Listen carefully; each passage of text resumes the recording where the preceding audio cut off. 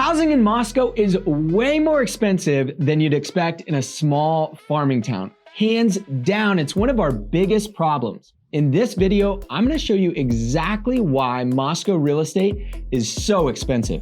I'm Chris Carpenter. I've lived in Moscow for 10 years, and I work as a real estate agent and team leader of the top real estate team in Moscow. Since I meet tons of people every day, I know the area inside and out, so let's get into it. To answer the obvious question, is there actually a housing shortage in Moscow, or does it just feel that way? We're going to turn to a very thorough regional housing study conducted back in 2019 by Brian Points of Points Consulting. If you want to see the study in its entirety, I'll link it down below. This housing study found that Moscow needed 540 new housing units by 2025 just to keep up with current and increasing demand. At that time, we were already short more than 750 units. So not only were we behind, but we were falling even further behind, which you can tell by looking at the construction landscape. From 2010 to 2019, we were adding only about 37 single-family homes per year and about 35 multifamily units per year. That's in a city expected to grow by nearly 5,000 people between 2019 and 2030. Not nearly enough. So when people say it's hard to find a home, they're not just being picky. We've been underbuilding consistently for over a decade. And since 2019, when the report was released, there hasn't been much improvement. The big question then is why? Why not just build more homes? And where is all the demand coming from for what seems to be a random Idaho town? In essence, what are the true driving forces behind such high demand and such low supply? Let's start with demand. Around COVID in 2020 through 2022, Idaho became the #1 inbound migration state in the country. People were leaving places like California, Washington, and Oregon, looking for lower costs, more freedom, and a generally more conservative political environment. During that wave, Idaho got exposed for what it truly is, one of the best kept secrets in the country. Idaho is gorgeous, breathtaking landscapes, wide open space, and the previously mentioned conservative culture.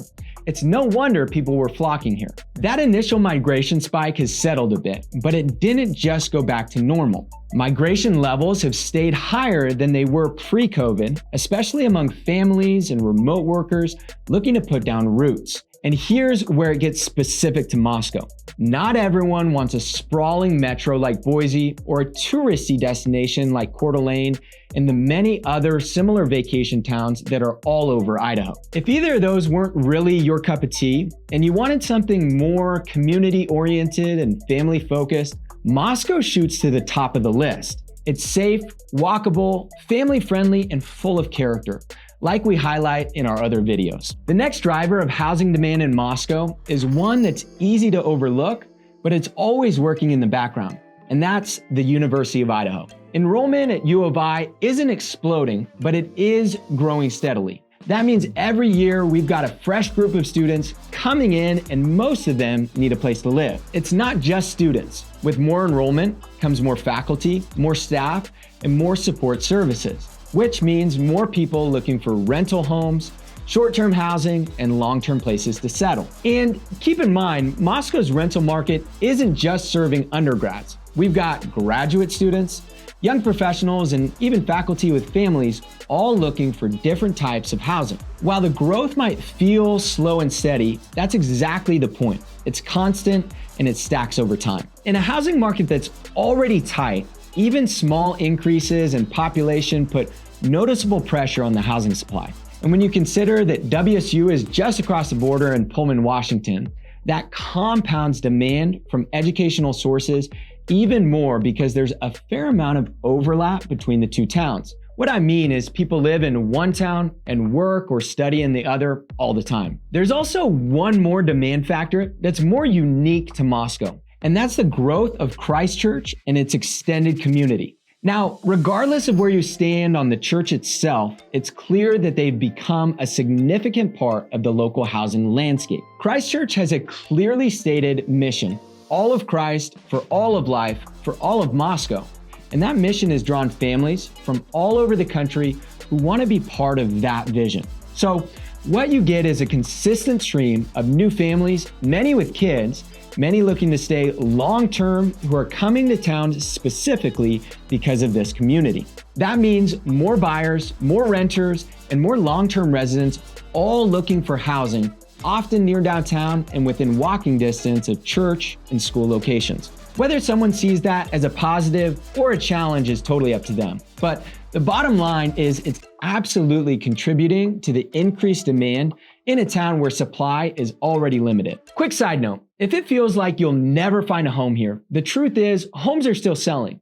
You just have to be the first to know about them. Right now, we have a list of close to 30 homes that we'll be bringing to the market in the next few months. So if you want to be in the loop before everyone else is, my team is always on the lookout for off-market opportunities for our buyers. Give us a call, we'd be happy to help. But if you're still undecided about Moscow, I definitely recommend scheduling a scouting trip. And I would love to be your personal guide. I want to make sure you get to see the best parts of town and help you figure out if Moscow feels like home. All right, let's get back to it. So now that we've looked at what's driving demand, let's talk about the other side of the equation, supply.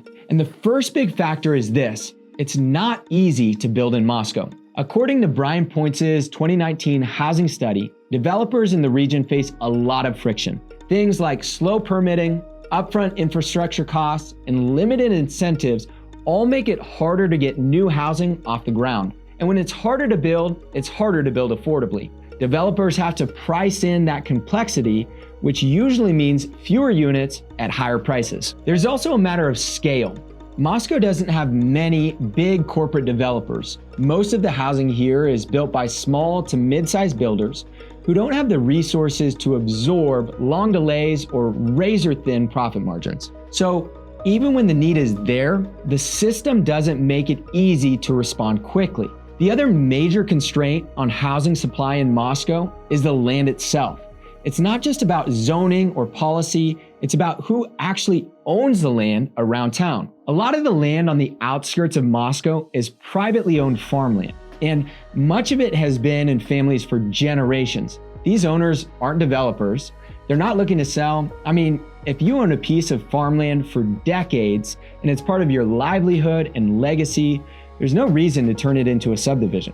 That wouldn't necessarily make sense for our farmers. But what it does mean is that Moscow's physical ability to expand is limited. Even if the city wanted to grow more quickly, the land just isn't always available. Or if it is, it'll often trade hands without even being listed for sale. You've got demand rising, builders facing hurdles, and landowners holding steady, and together that creates a supply ceiling that's hard to break. There's one more layer to all this. There's a tension in the local government and community between wanting affordable housing options and wanting Moscow to stay the small town people love. On one hand, locals want homes to be more affordable for their kids, for new families, for people who want to move here. But on the other hand, there's a deep desire to protect what makes Moscow feel like Moscow.